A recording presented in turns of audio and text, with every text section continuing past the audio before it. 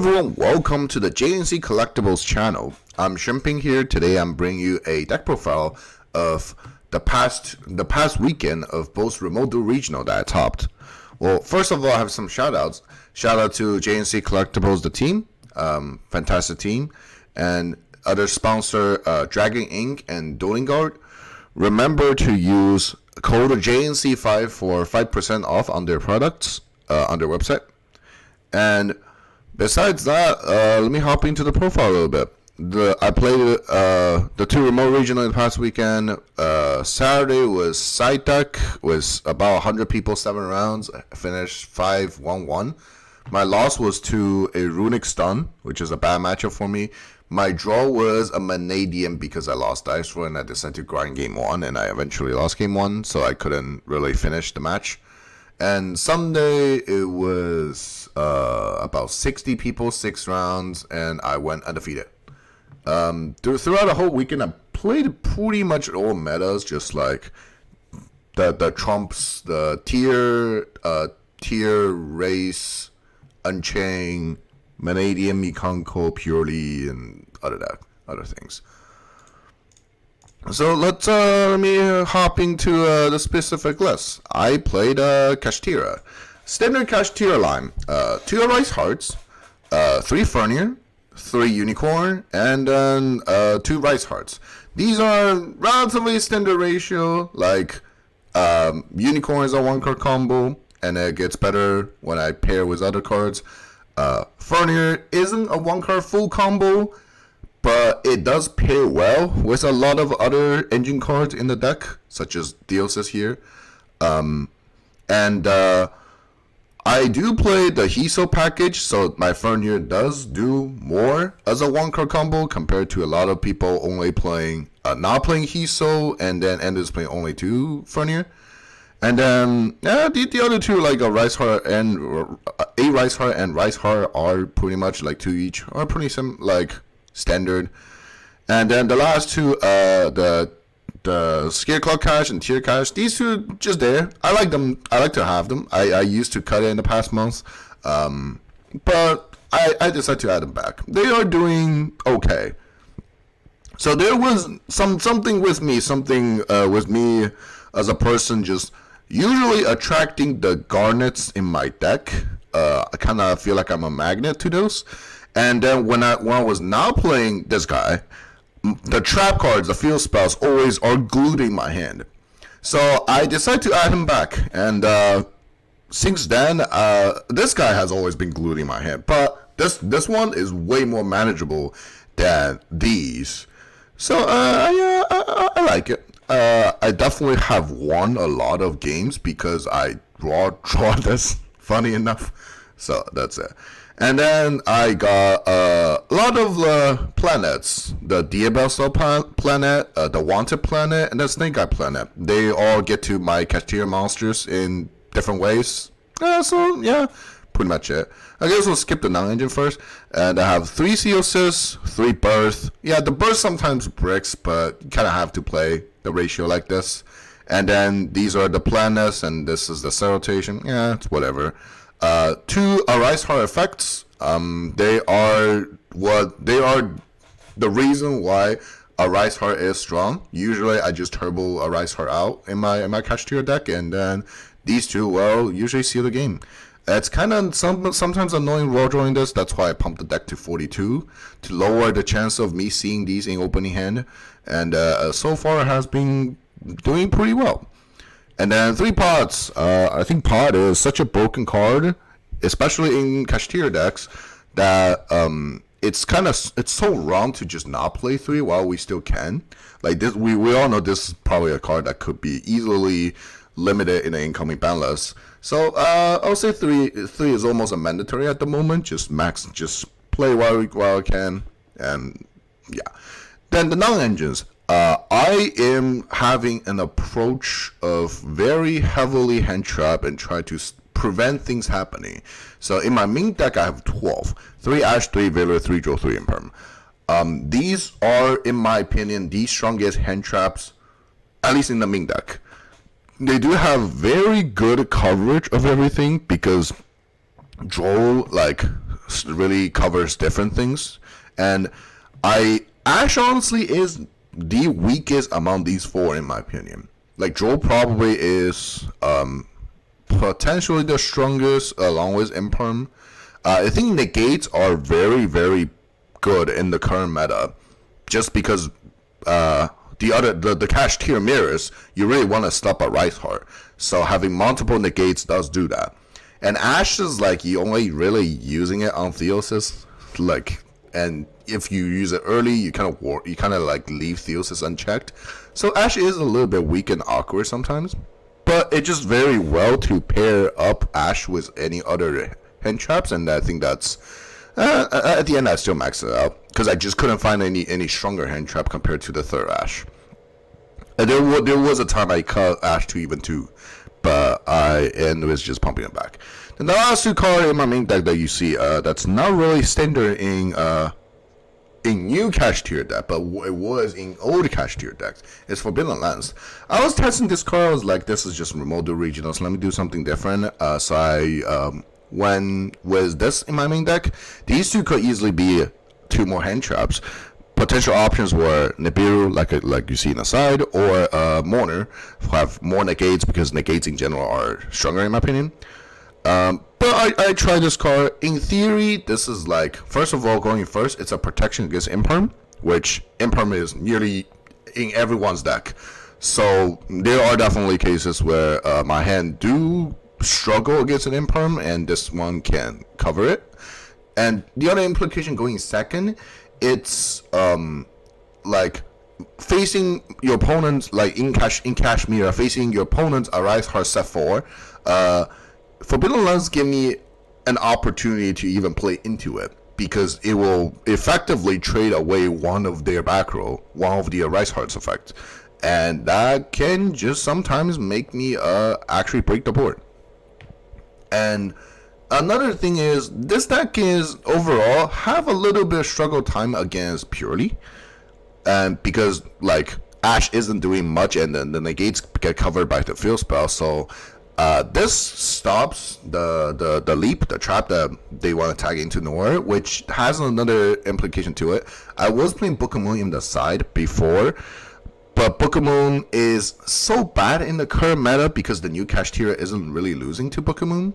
It's only Book of Moon is only good against like double negates where Lance wouldn't do it. Like if the opponent have Imperm plus Valor, Lance wouldn't do it, but Book of Moon can. So overall, I think I like it. It's usable against Unchained, but it's not effective against Unchained.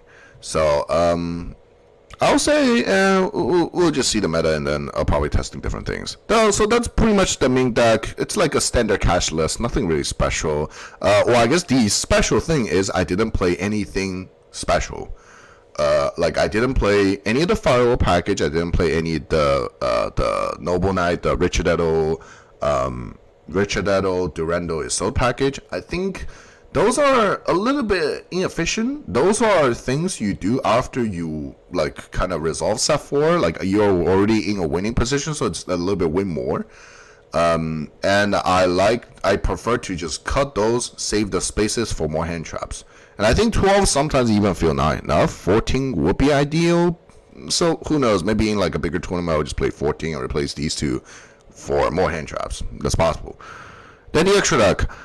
Typhoon. This is one of the newest card in AGOF. I am still in the period where I'm not really see this thing happening 100% of the time every time it's alive. So like I order my extra deck in the same order as my real life extra deck. So I purposely moved this one to the first card of my extra deck. So every time I go into my extra deck, it will kind of remind me, oh yeah, this is an option. This might be alive. And it has been effective doing that than like before. I just leave it at the back of my extra deck, just constantly forgetting it. And I if I remember correct, there has been games throughout the past weekend through the double remote regional that I lost because I forget this is a thing, and probably could revert like a draw or like a scary win into like a guarantee win, if I just constantly remember this is a card.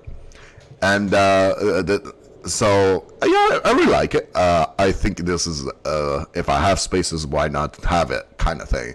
There are definitely games situations where only this card can win me the game and nothing else.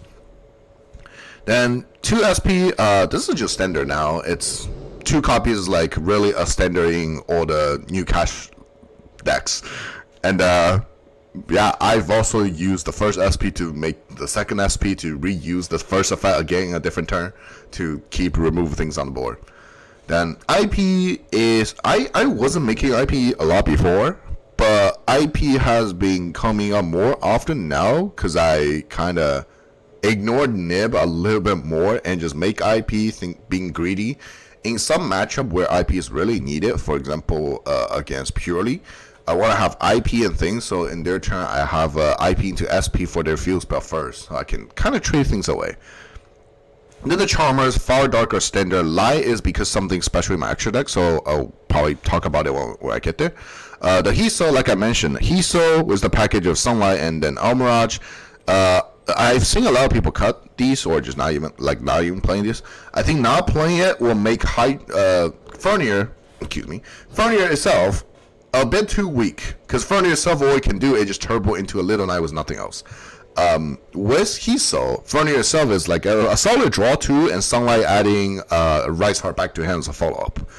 And I think with how my strategy being choosing, how my deck is built, Hiso has a decent chance drawing into one of these 9 hand traps, maybe even more after sighting. And so I think Fernier itself become like because of that, Fernie itself become like a solid enough starter for me to play strategy like this. So that's why I think this is needed. It does conflict with pot, so whenever I pot, I usually, like, this is one of the first targets I pot away. If I do 6. And if I do 3, maybe, depends on my hand, depends on the situation, who knows. Then the higher rate link monster, selling Apple access. These are pretty much the OTKPs, so I just set up. I don't use Apple often, but Apple needs to be in my extra deck. So sometimes when I want to push for game under like a potential nib, I'll make an Apple and then do that. There are a good amount of spellcasters in my deck.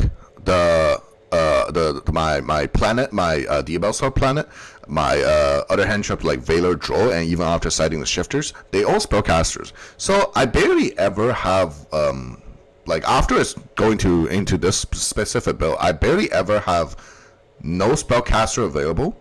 It more often is like I don't have enough spells because, for example, my planet banished here.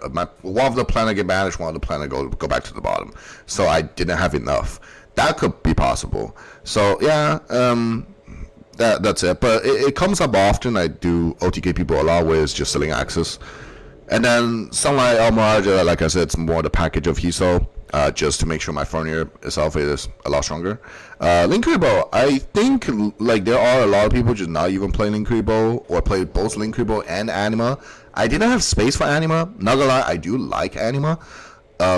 Because there are a lot of people not respecting their own placement and or just they end out on the Appaloosa, so Anima could at least trade away another effect.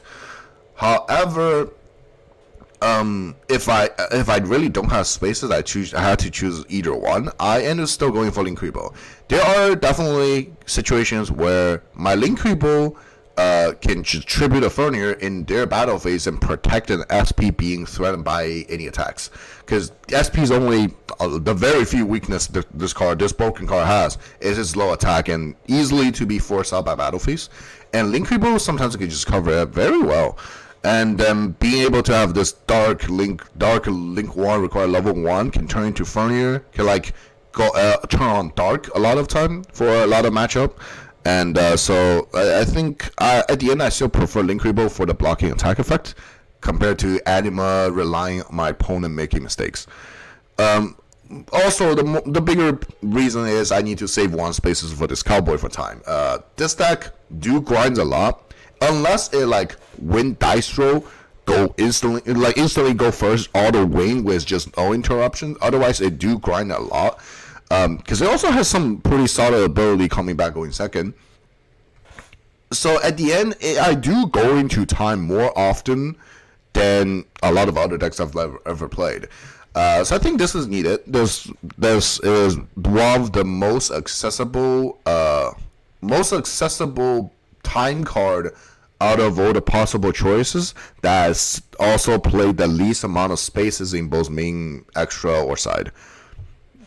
So yeah, that's pretty much the main deck. I also do want to play Baron.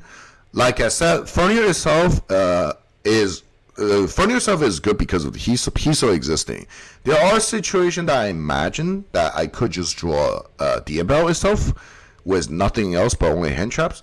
In this kind of situation, Diabell will most likely attract like an Imperm here, which leave me a level 7 body on the field. If I do have Baron existing in my extra deck, I can just normal summon Ash or maybe like a Mourner. The level 3 tuner, make a Baron, then I play a turn with Baron Hentra, most likely Baron survive, and next turn Baron just tag out into Diabell again to turn on the cash combo. But I just don't have extra deck spaces, and the odds of drawing only Diabell with nothing else but hand traps is quite low. And also, I currently not playing Mourner, but Mourner is always an option for me. Because I'm currently not playing Mourner, there isn't enough level 3 tuners for me to really want to do that. My hand has to be really specifically like Diabell, Double Ash, and then other non-engines. So at the end, I was like, it doesn't come up often enough. The Valor 1-9 is also not really happening, so I just didn't play it. So yeah, Ming and Extra are relatively standard. It just, like I said, it's nothing special to the point it might be the special thing. Firewall and then Richard Edo are a bit too win more and taking too many spaces either in the main or extra deck, so I didn't play it. Then the side. Side is probably where a lot of people think the tech cards, the special things are in this whole list. I guess we'll go through it. 3 Shifter, 2 Nib. These are the backup hand trap in my opinion. These are the less optimal hand trap, therefore they are better in the side and then in the main. Shifter, quote from Joshua Schmidt from one of his newest video. If your opponent loses to Shifter more than you, then Shifter is possible to be played in your deck. Which is the case here. It's exactly the case here. Race does struggle a little bit under Shifter, but it's definitely possible to play under Shifter. But if my opponent completely not able to play like Tier, like purely, then Shifter is worth it in this matchup. Honestly, I didn't even put Shifter in for Tier. I think with the amount of hand traps, including 3 draws, I already have an okay coverage for Tier. The new Tier, like a lot of people know me for playing Tier. I know Tier well enough that I will say these amount of hand trap is enough to annoying Tier. And then having more is like, not necessary, but good to have. This, in my opinion, more so is a thing against Purity. Because the hand traps, unlike against Tier. Against Tier, everything, all the hand traps works. Against Purely, nearly only draw works, the other 3 doesn't. And there's not even many more. Like Nib is really bad against Purely as well. So I need something for Purely, the matchup. And Shifter become the best thing I can choose. That also bypass the field spell. So at the end, I just go with Shifter. That definitely has won me a good amount of games. That's it. Nib, on the other hand, is not performing as good as any other hand trap. I really don't like Nib. I think Nib is honestly just bad going second a lot of time. Because they're like, it's not even decks can make things within 5. It's like they can just be like, I've so many times in a mirror match I hold a Nib going second. My opponent is summoned a Rice Heart on force, and I couldn't Nib here. There are also like Vanadium things. They can make things within. They can make a negate within 5, or other decks. They can just accumulate enough things within 5 to the point Nib after 5. It's like only cancels out what they have done, but they not minus on cards, and they're able to most likely recover a lot of time. So at the end, it's just not performing that well. It's only good when paired into any other hand trap, but at that point, it's usually the other hand trap doing the job than Nib itself. And the only advantage for having Nib is whenever I go first. Going first Nib is still very powerful and almost unavoidable because they have to break my board. They have to walking to my back rows with the set 4 and even maneuver around the SP over there, they almost nearly guarantee be in the nib range of 5. That's why like I put it in. I still keep it despite I really don't like it. Like going second, I don't even see that as like a strong hand trap. It's one of the weakest one on my whole deck. But it's so good going first that, and there's not even couldn't find out any other better going first cards. So I still tossing the nibs. Then the last one are the Gizmo Uka package. A lot of people don't know this card at all. This was a card that only ever being played a long time ago during I think 2020 the Fiber format, where it can effectively trigger after a Fiber resolve and summon a water statue to lock opponent into water, which essentially shut down their whole combo. Which used a similar ideal here with the fire and the light statue. Against Unchain, I can go Gizmo Uka because all their trap spells from the main deck, so I just summon Uka, get the fire statue. Despite Unchain has a lot of fire monster in their main deck, their extra deck is nearly purely just dark.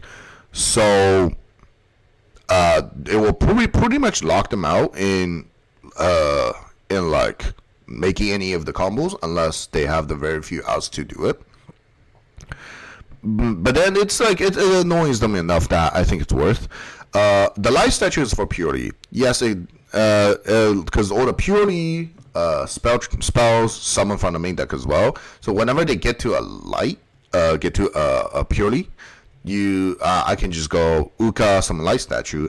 It doesn't completely shut them down. They can still do a lot of things. But the only light purely exceeds is happiness, where they going first, making a happiness, just maybe even make the happiness very big. It doesn't do much.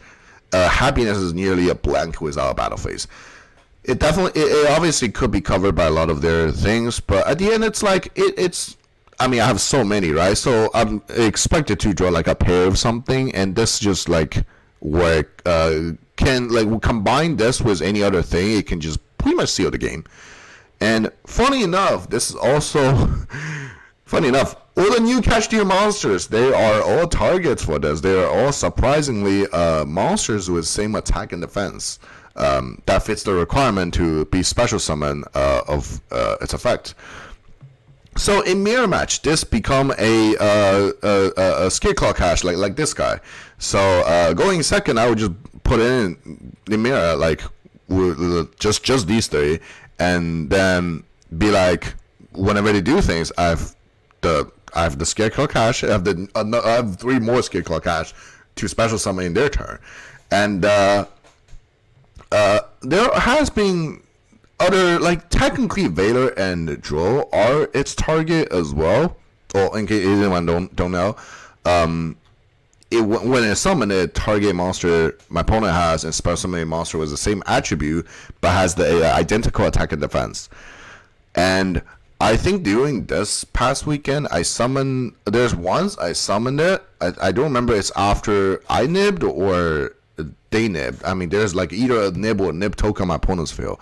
I just did Uka target the nib or the nib token, summon out a Valor, and then Valor into Link Rebuild. Instantly, I have a SP threading the board out of nowhere, before I even really commit a combo. Funny thing, the trigger says if a monster is special summoned from the main deck, it doesn't specify which side of the player. So it actually triggers by my own cards, Theosis and the Salutation, the Planet Snake Eye, both works. Both triggers this card to be special summoned. So it's very effective to just provide link bodies if needed. And also surprisingly has a burn effect where every time if it's on the field, every time my opponent normal special, it burns 300 randomly. So it can come up in time, but I'm not relying on it in time. That's pretty much it for this package.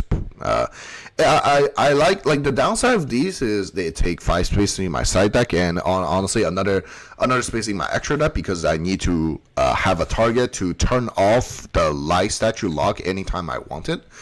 But the good side is it's a very versatile card against several matchups, covering mirror, Unchain, Purely, and even Genkan, because Genkan also is a target that triggered this, and locking my opponent's Genkan combo into a light statue, they might have to force to use their triple attack to take the statue that link away. Therefore, they're not able to check my hand. So it's solid. It's something. It's like in some matchup, Unchained specifically, it can just auto win here as a hand trap. In some other matchup, it doesn't auto win, but it will be very well paired in with any other hand trap that annoying my opponent enough that they couldn't end on anything solid. So that's this package. I like it a lot. I've been playing it since Indie. What's this before Indie? And I never regret having these. And however, because these cards taking a lot of spaces, for how the deck is built, I only have hand traps. Mainly, I only prefer to prevent things happening. There's nearly no board breakers besides the Duster. The Duster is honestly just for mirror, and then that's also why I lost the Runic Stun, because I have nothing breaking your board. Which could be a downside, but in the whole meta, I think it's probably more, like talking about the win rate, it's probably easier to win with hand traps, in my opinion, because right now, with like a Rise Heart Set 4 SP, it is not a single hand like board breaker that just like feel enough ever. So at the end, I was like, Duster is the only one. Duster also ignored the very low Ibli problem, so I was just going for Duster is enough. Then the last two last four copies, D-Barrier and Silent Graveyard. Let's talk about D-Barrier first. D-Barrier, in my opinion, is one of the strongest going first side card you can have. It's a card that ignore all the board wipes, nearly guarantees being resolved. Like the only outs is cross out D-Barrier, since Reboot is banned. And the downside of D-Barrier, it has blind spot in the meta. So in the mirror, it's not that good. So I was also like, that's why I was looking for something good in the mirror, and it's going for the Nibiru. Going first specifically. And then some matchup, it's weird, like Unchained, it's weird. That's why there's the Silent Graveyard. In my opinion, it's a D-Barrier for Unchained. And overall, like I mentioned a couple times before, that do struggle a little bit against Purely, both going first and second, because their field spell just shuts down like half my interruptions. So I need something that that's like not targeting, bypassing it. D-Barrier is being the best one. Technically, like pots, game one, honestly, it doesn't matter how many, like in my opinion, that for how I build a deck, game one, how many cards in the deck, how many pots in the deck doesn't even matter, because like it's only about the ratio for how many hand traps I draw, and then if all my deck is hand trap, all my pots digging is just engine pieces that I'm missing, so it's not that mattering that much. But post siding, my pots, my potential draws are specifically digging for like D-Barriers when the matchup needed, like Chimera, like Purely. Based on that logic, yes, I probably should play 3 D-Barrier, but I just really couldn't find spaces in the side deck. And because Barrier also has this blind spot, which Mirror and Chain is not in its range, I was only playing 2, because I just kind of have to. And that lead to the D-Barrier, the D-Barrier for Unchained, in my opinion. Silent Graveyard, it's on the good part, it's a spell, it's a quick play spell, so it even works going second. Unlike D-Barrier, like whenever it goes second, I nearly never put it in. Silent Graveyard works going second, and it also has coverage of other matchup like Lab, like Tier, where it even works going second, potentially works better going second because of more cards. The downside is, like I said, you need more cards because discard one. And the very few ways to refill my hand is through these graveyard kind of effects, being the the wanted planet and the wanted the planet Snake Eye, and occasionally turbulence, or occasionally the Rice Heart. And these cards will also get shut down by Silent Graveyard for that turn. So it's a very hefty cost, and then I usually have to activate it in the right timing to do it. But if used it properly, it's definitely a high risk, high reward card, and it can definitely seal games where other cards couldn't. So that's why I was just going for it. But because this high costing and spaces issue, I won't have to. It's all right. I mean, my general idea is hand trap people down, and hand traps usually works even when I'm going first. So not having that many going first card, but focusing more on going second, I think it's worth it. So overall, this is my cash tier list. It's in my opinion how I like the deck being built, and I've been doing decently well with it. So I think, well, this deck profile is posted on the JNC channel.